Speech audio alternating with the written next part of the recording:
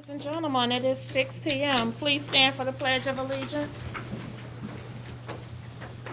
I pledge allegiance to the flag of the United States of America and to the republic for which it stands, one nation, under God, indivisible, with liberty and justice for all.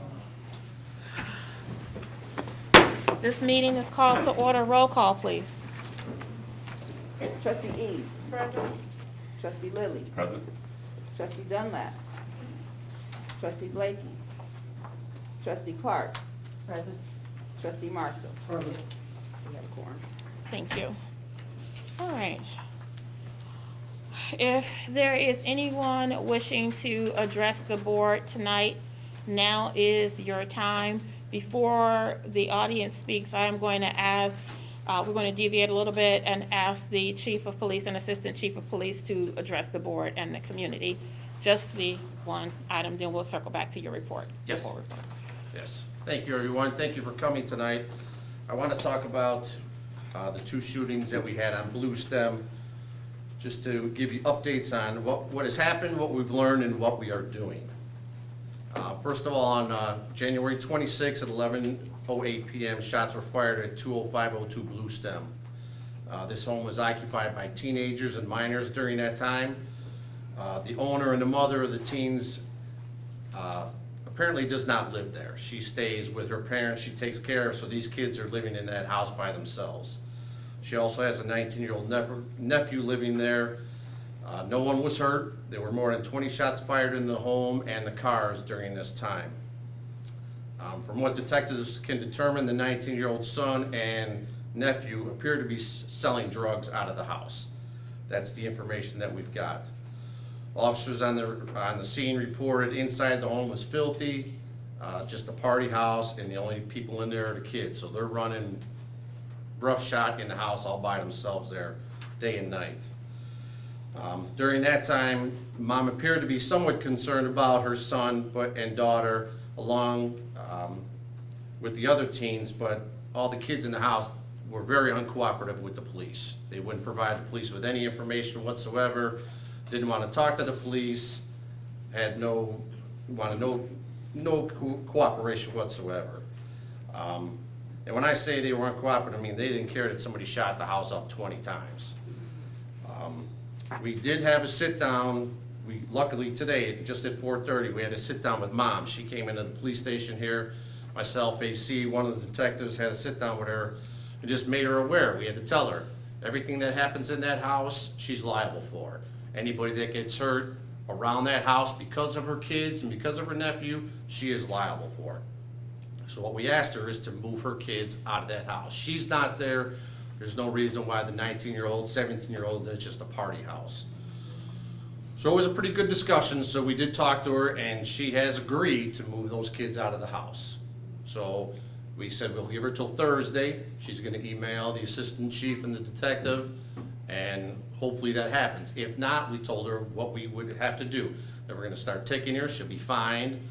I mean, we can get DCFS coming there and everything else, so she has agreed to move out of the house. She's gonna do what she has to do. She has insurance taking care of the bullet holes and everything, and she'll decide if she's gonna sell it. So hopefully that takes care of that problem. We'll see. On 2/19/21, there was a report of shots fired at 1:22 a.m., again around Blue Stem Parkway. Officers arrived, spoke with individuals in front of 20533 Blue Stem. All of them were, again, very uncooperative, stated it was a drunk guy shooting a gun. They located 245 caliber casings in front of 20533 Blue Stem. One vehicle was hit, and the owner of that vehicle is a sister of one of the females that lives in that residence. We have determined that the people living at 20533 Blue Stem are not the owners or legal renters. And again, today we are lucky enough to speak with the attorneys from the mortgage company that owns that house, and they have a scheduled hearing on March 16th to remove them from the house. Once those two families are gone, hopefully that keeps everything calm in that area. Until then, we still have a plan in place. So starting Thursday, we are gonna have a TAC unit there from 7 PM to 7 AM all weekend long, from Thursday through Sunday. Our detectives will be rescheduled to the night shift, Tuesday, Wednesday, Thursday, all night, and then back again with our TAC team the following weekend. So we have it scheduled up to them.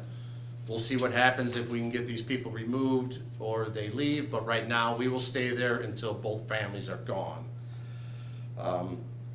We also are removing one of our flock cameras that we have at a temporary location, and we are gonna move it into the Blue Stem area, into that subdivision.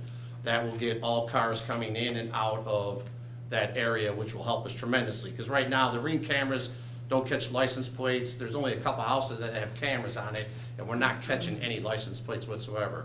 So Flock has agreed, hopefully within the next week, to move the Flock camera to that location. So that'll help us. So anybody coming in and out of there, at least we can catch who's doing these shootings. Right now, until we have this plant, until everything is resolved and we get these people removed, we will stay there. We will continue to protect the residents of Lynwood, especially in that area. And we're doing everything we can right now. But we have plenty of manpower thanks to the increased police officers we've hired and everything. So right now, we do have a plan in place and it should work just fine. We should be fine. So, any questions? Thank you. Okay, All right. thank you. Is there anyone else here tonight that is interested in addressing the board? All right, if not, is there a motion to approve the minutes dated February 8th, 2022? Moved by Clark, supported by Lilly. Roll call. Eves. Yes. Lilly. Yes. Clark. Yes. Marshall. Yes. That motion carries. We'll now move on to our standing committee reports, starting with Lilly and Public Works. Thank you, Madam Mayor. Public Works has really no reports for events happening. We'd just like to thank Ray and his Public Works team for snow removal and salting efforts throughout the village have been outstanding. And it's just been a blessing that I have to call in to get streets cleared, to see how it's happening, and also checking the waterways, ensuring that we're draining properly, because we're getting a lot of rain and wet weather. So we've got to make sure that all our drains are draining properly, and the lake where we're living, that the valves are maintained. So we'll keep an eye out for that together, and I'll be corresponding with you on it. That's all I have, Madam Mayor, for Public Works. Thank you. Economic Development, Trustee Blakey is not with us tonight. We'll move on. Same for Community Affairs. I will share with you, as far as economic development goes, that Mays Q House will be moving into their permanent facility, which is what was once known as New Corner Bar and Grill. They are scheduled to move into their kitchen this weekend. So it will not be a fully functional restaurant, but they will no longer have to operate out of their food truck. So that is exciting news for them. Parks and Recreations. Trustee Dunlap is also not with us. So we'll move on to Planning and Zoning. Yes, Madam Mayor. I'd like to make a motion for a second read action taken to approve the voluntary annexation request by Franciscan Alliance Incorporated of the properties commonly known as 24 Joliet Street, Dyer, Indiana, and 3790 Lincoln Highway, Chicago Heights, Illinois. There's a motion. Is it supported? Supported. Motion by Lilly, supported by Eves. Attorney, do you have any comments regarding that? I don't have much to explain unless the board has any questions. It's relatively straightforward. The government wants to come into the village, and that's what you're voting on by law. Thank you. Roll call. Trustee Eves. Yes. Lilly. Yes. Clark. Yes. Marshall. Yes. That motion carries. Thank you. Ordinances and Resolutions. Trustee Clark. Okay, motion for second read, action taken, ordinance 22-11 is an ordinance adopting public comment policies for the village of Lynwood. There's a motion. Is it supported? Supported. Motion by Clark, supported by Eves. Roll call. Eves. Yes. Lilly. Yes. Clark. Yes. Marshall. Yes. That motion carries. Health and Wellness. Okay, health and wellness. Again, the national awareness for February is National Black History Month, a month to celebrate the achievements of African Americans. It is also American Heart Month. So guys, make sure that you've made appointments with your doctors to get your physicals for your yearly physical and check out your heart. National Fasting Month. I mentioned it before, it bears mentioning again. This celebrates the benefits of intermittent fasting on metabolic health. Practicing intermittent fasting is as simple as changing the timing of your meals, like eating between the hours of 9 and 5 only, or 10 to 6 only, 10 a.m., 6 p.m., or, just like an 8-hour period. The goal is to try to give your body at least 10 to 12 hours break from metabolizing sugar every night. It is also National Engineering Week, which ends on the 26th. The Illinois Institute of Technology, the Page area, is having its 38th annual STEM Expo. This is a good way to work out your brain, get with your kids, do some things. You can go to www.iit.edu/STEM-expo/presentation. They've got a lot of things on there. One of the good things my niece likes to do, she likes to play with slime, so we're gonna go ahead and try to make this magnetic slime. You can make a circuit bug with LEDs. That's a cute idea, little projects to do with your kids for STEM week. Pop bottle rocketry, making a simple catapult, and they have videos on making crow creatures or bigger. So, Governor Pritzker plans to lift the Illinois mask mandate by February 28th. The schools may be treated differently, so please check with your school. In the last 14 days, Lynwood COVID cases are down by another 5%, bringing us to a negative 74% in the last 14 days. But we're still hovering about 47% receiving both vaccines. So if you still need a COVID vaccine or booster or test, you can call the Cook County Department of Public Health at 833-308-1988 or Family Christian Center at 708-596-5177. That's all I have. Okay, thank you. Finance, Trustee Eves. Good evening, Mayor. Good evening. Residents, everyone here. Motion to approve bill payment memo 1439 and total cash disbursement in amount of $235,509.42, of which includes the payroll for the pay period of January 23rd through February 5th of 2022, and the amount of $131,112.33. Support it. There's a motion by Eves, supported by Clark. Roll call. Eves. Yes. Lily. Yes. Clark. Yes. Marshall. Yes. That motion carries. Okay, motion for a second read, action taken, ordinance number 22-10, and ordinance amending section 2-162 of the Village of Lynwood's Code of Ordinances. So motion, is it supported? Support it. Motion by Eves, supported by Clark. Roll call. Eves. Yes. Lily. Yes. Clark. Yes. Marshall. Yes. That motion carries. Okay, I have a first read, no action taken, ordinance number 22-12, and ordinance amending the Village of Lynwood's fee schedule. Support it. Motion by Eves, supported by Clark. Roll call. Eves. Yes. Lily. Yes. Clark. Yes. Marshall. Yes. That motion carries. Okay, Mayor, I also have, and I'm proud to announce, Lynwood's first scholarship fund for college-bound or professional trade school, high school seniors that are residents of Lynwood.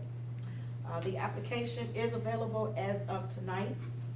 You must be a Lynwood resident to apply for it. The applications are being accepted from May 1st to May 31st. The applications will be posted in the lobby, as well as it will be on the website, the village website, so you can download the information and the checklist that you would need to submit. The high schooler senior must have a grade point average of 2.5 or higher on a 4.0 scale. The original, an original transcript from the high school must be mailed to the village hall, to my attention. You also must show an acceptance to an accredited institution that you will be attending during the fall. It could be a 2-year or 4-year institution. You also would need 3 letters of recommendations, and you must have participated in 1 extracurricular activity, whether it's civil or community activity, within the last year. You also must write a 500-word double-spaced essay, and all the applications as well as all the materials must be submitted as a package, and it must be signed by the applicant as well as the parent. And that is all that I have. All right, thank you. I believe this is the first time the village has been able to offer a scholarship, is that correct? Yes, ma'am. It's awesome. And I'm so ecstatic. And in the month of Black History Month. Yes, I'm so ecstatic. Very nice. Public safety, trustee Marshall. I have nothing on the agenda at this time, Mayor, but I would like to give a shout out to Sunstead Development. We did our public safety meeting with them a couple of weeks ago, and normally we've been averaging 4 to 5, 7 to 8 people. They had about 46 people here. They filled up every chair in this room and a couple were on the wall. So Sunstead really came in strong. They had some good questions and they got some good knowledge and some good feedback. So hopefully going forward, we get to see more turnout. When we hit your area, let your neighbors know. Let your neighbors know when we hit your area, come on out. Let's talk about some safety things. Larry has some really good stuff that he shares, and we get some really good input and some we look for the feedback as well, but we like to know what's going on in everyone's community. So please turn out, get your people out here, get your neighbors out here. That's all I have this time. Thank you. We'll move on to our department reports. We'll turn it back over to our chief of police. Thank you, Madam Mayor. All right, the bulk of my blue stem discussion was done. Number 2, on behalf of Mayor Curry and myself, I'd like to thank Dean Schilling from Schilling Lumber in St. John, Indiana, for donating $5,000 worth of building material to build our new temporary evidence holding room in our police garage. The department was in need of a temporary evidence holding room to be in compliance with the state regulations. An official thank you letter has been sent to Schilling Lumber on behalf of Mayor Curry and myself. We hope to get that project next week. When I first got here, that was one of the first things I noticed. Our temporary evidence was in our garage, but it wasn't secure. We have lockers in there, and that can't happen. So we needed to build a room, secure it, so officers can get in there, put the evidence, and then we, the detectives, take care of it and move it into a secure, which only a handful of people have, which is more in the police station. But just having lockers where anybody could get to them was just not right. So I'm happy that we can get that taken care of, and we got all the material, wood, cabinets, flooring, everything donated by Schilling Lumber, so that's huge. Awesome. Crime stats from 2/9/22 through 2/21/22, we had 20 burglar alarms, 46 ordinance violations, 28 suspicious incidents, 6 domestic disturbance calls, 8 general disturbance calls, 45 traffic stops, 4 traffic accidents, 112 building checks, 6 checked well-beings, 126 citations were written, and 1 gun was recovered. That completes my report, Mayor. Thank you. Assistant Chief Boldy. Yes, ma'am, thank you. The records, the Lynwood Records Supervisor position is still available. If anyone's interested, please complete an application at the Records Division and submit an updated resume. The Records Division will be back to 24-hour operations on May 1st, next Tuesday. I just wanna, in regards to the Blue Stem shootings, and I'm gonna piggyback off what Chief said, if you get pulled over, don't be alarmed. We will be pulling over everything that's moving, okay? We're gonna be very, very aggressive in trying to stop these shootings and keeping the community safe. We're gonna do whatever's necessary, okay? So if you get pulled over, know what we're doing. This is a village effort. We need all hands on deck. We need residents to call for everything. We can't do this by ourselves, okay? If you see anything suspicious, a vehicle that doesn't belong there, a person that doesn't belong there, you have to call us. Don't feel like you're bothering us. This is why we're here. We can't do it alone, and we need the support of the community. So if you see anything suspicious, call. And that ends my report, Mayor. Thank you. Just want to clarify, that's March 1st, not May 1st. I'm sorry, March 1st, Okay, yes, ma'am. all right, thank you. Tuesday. Director of Community Policing, Sergeant Weinbrecht. Yes, ma'am, thank you. We had a block meeting, scheduled for tomorrow for a portion of Alpine Park. It's scheduled at 6 p.m. The next block meeting is going to be scheduled for March 9th. I completed the traffic stop safety class at Bloom today. It was very well received, a lot of great questions, a lot of good participation by the students. Bloom Trail will be this Thursday. We have the Lynwood Chili Cook-Off at Lencioni's this Saturday at 1 p.m. Residents will be able to meet with village employees enjoying chili and great company. Village employees and officials will be competing for bragging rights and the best chili. Please contact me if interested in cooking, and proceeds will help sponsor future events for the children. We have our emergency ID bracelet program and still taking applications. This program is specifically designed for our seniors and persons or children with disabilities or special needs. This bracelet is engraved with a specific number that, when given to dispatcher records, provides the person's identity, medical conditions, medication, and emergency contact information. This information allows responding emergency personnel to quickly identify and treat the person. We're still taking in applications for our Citizens Police Academy. If someone you know is interested, please have them contact me, as we do have limited seating available. We've had numerous residents advise they wish to learn more about what we do as a police department, as well as wanting to participate in a traffic stop safety program themselves. The Citizens Police Academy is designed to give residents a general overview of law enforcement practices and provide a better understanding of daily activities and functions of their police and fire departments. Topics will include traffic stops, crash investigations, DUIs, and crime scene processing. It's an 8-week program running every Thursday. You must register for the class, and you do so through me. We had the Valentine's Day Senior Bingo, which was a fantastic success. With overwhelming attendance, I want to thank a special thank you to Ms. Natalie Oliver. We're also organizing the next one, which is the Senior Bingo, which will be March 1st, and the Mardi Gras Bingo. So we're very much looking forward to that. I'd also like to remind the residents of something we talk about at the block meetings all the time, which is the 9 p.m. routine. Help prevent car burglaries by locking your vehicles, don't leave valuables behind, lock your home, and leave a light on the outside. During the cold days, don't leave your keys in the car while it's running unattended. These are all things that you can do as you're going to bed at 9 o'clock, just to remind yourself not to get complacent. Thank you very much, Ms. Mayor. Thank you. Fire Chief Newton? Yes, Madam Mayor. All right, so for a call vote for the last period from February 6th through February 19th, we actually had a significant increase of calls, almost 15-16% to a total of 72 calls. 4 of them were fires, all of them were out of town during this period, all of them were from mutual aid. We had a lot of medical calls, a total of 57. We had 1 call that we were dispatched and canceled en route, and that was a mutual aid call. We had 5 motor vehicle accidents, 3 gas leaks, and 2 fire alarms / smoke alarm calls.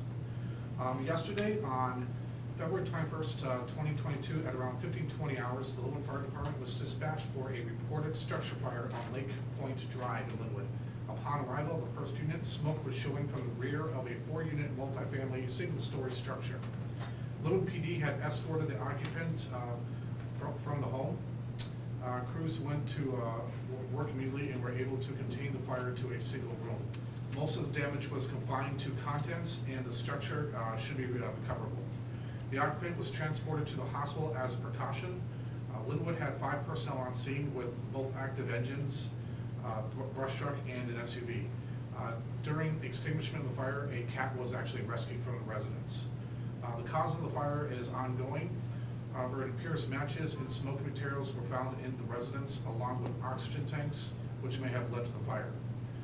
None of the other 3 units in the multifamily residence were damaged. And we would like to thank the Lansing Fire Department, the Lynwood Fire Department, and Sauk Village Fire Department for their assistance on the structure fire. We are continuing our efforts to improve our service staffing model. Again, our main goal is to get to 24/7 staffing. We've already started implementing phase 1. Now we're figuring out how to implement the next phase. We are actively recruiting for new firefighters. We have 10 applicants that have passed the background checks. 5 are ready for the agility test that will be conducted in the next few weeks. We have to do 5 more interviews because we have to accommodate schedules. And then we have another 3 more applicants that we need to start the process on. And lastly, we have our residential smoke detector program. This is meant more for homes that are 30+ years of age. We'll come in and evaluate your existing smoke detectors. This does not include carbon monoxide detectors. What we're looking is for faulty smoke detectors, or if you're just missing smoke detectors, we can go ahead and replace them with a grant that we got from the state of Illinois for a smoke detector exchange. And that concludes my report, Madam Mayor. Thank you. We will move on to our village engineer, Dave Schilling. Mr. Schilling, did you know it was engineering week? I did. I feel like we should have had flowers for you. Oh, we usually just have a nice lunch on Friday to kind of celebrate, but that's about it. But no, actually, no report this evening, thank you. Okay, thank you. Public Works Superintendent Campbell. Madam Mayor, I just want to cover, I've got several calls about stormwater, legal and drainage, compared to the $5 charge on the water bills for the stormwater. So I just want to explain, legal and drainage is the main drainage ditch that moves the water out of the village. The stormwater fee covers the infrastructure, covers. Know about their services. Boone Township is offering tax preparation services. Since it's tax time, they're also offering will preparation services for our seniors and grass cutting services and other services. So please contact Boone Township for more information. And then I just wanted to make a notice to our business owners, that the application for business license renewal is available at Village Hall or on the website. And please complete that packet and return to me by March, the end of March. That concludes my report. All right. Thank you. It's my turn. I am asking for a motion to approve a second read action taken resolution 22-06, which is a resolution declaring as surplus property the village-owned parcel of real property at 19501 Torrance Avenue, authorizing the sale of the property and directing that a copy of the appraisal of the property be made available for inspection. So moved. Motion by Marshall, is it supported? Supported by Lilly, roll call. Trustee Eads. Yes. Lilly. Yes. Clark. Yes. Marshall. Yes. That motion carries. I'm also asking for a second read action taken on resolution 22-07, a resolution declaring as surplus property the village-owned parcel of real property at 19801 Torrance Avenue, authorizing the sale of the property and directing that a copy of the appraisal of the property be made available for public inspection. So moved. Motion by Lilly, is it supported? Supported. Supported by Eves, roll call. Eads. Yes. Lilly. Yes. Clark. Yes. Marshall. Yes. I want to thank this board for approving both of these resolutions. I want to inform the community that these are two parcels of land that are village-owned, that are not being used, and we will now be selling these parcels of land. One parcel will have homes built on it, and the other parcel is the future site of Sweet Potato Patch, which also includes our grocery store. So it is a win on multiple levels for the village of Lynwood. We are getting rid of surplus property. We are making money off of the sale of the property. We have property tax that we will collect and local sales tax. So thank you, Board of Trustees. We had hoped that Angie would be here tonight, but I do want to make sure that I acknowledge the closing of Warsaw Inn. I'm sure many of you have seen in the paper that after 50 years, she has decided to close the restaurant and officially retire to enjoy her children and her grandchildren. We hope to get her here prior to her sailing off into the sunset, but I do believe this is her last weekend. So if you drove past there this previous weekend, there was a line around the building, there was parking down Lynwood Dyer Road. This is your last chance to get in there and enjoy some of that delicious Polish cuisine. So please try to support Angie in her final days. I want to share with the community that this morning I had breakfast with Governor Pritzker, which was quite a treat for me. He was very engaging. He spoke about many things that relate to the village of Lynwood, and I am looking forward to getting him out to the village of Lynwood, so there is more to come.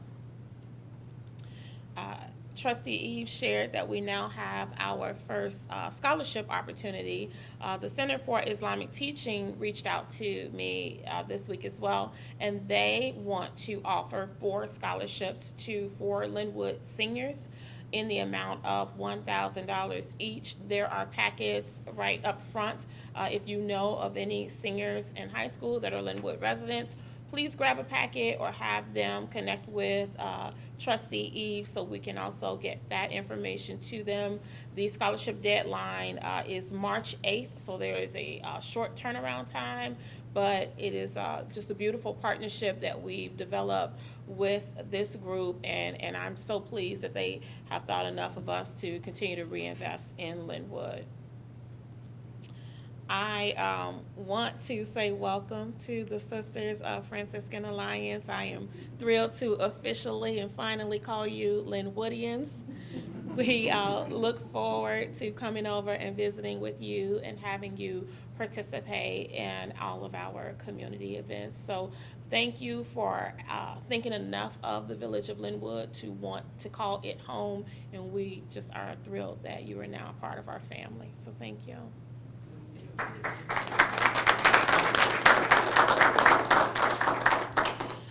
The Village of Lynwood has a building inspector opening, so if you know of someone, the job is posted on the website.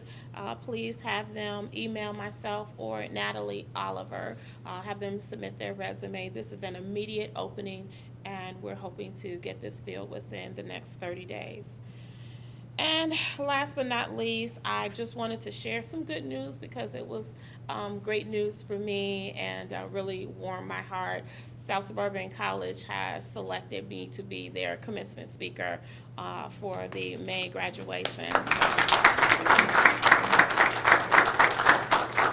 I will be delivering my first commencement address, and I just think it's, I'm a South Suburban College graduate, and so it is humbling. It's a full circle moment for me, but it is also nice because it continues to shine this beautiful light on the village of Lynwood. And that is all I have, so I will ask for a motion to adjourn. So moved. Motion by Clark, is it supported? Supported by Marshall. Roll call? Eves. Yes. Lily.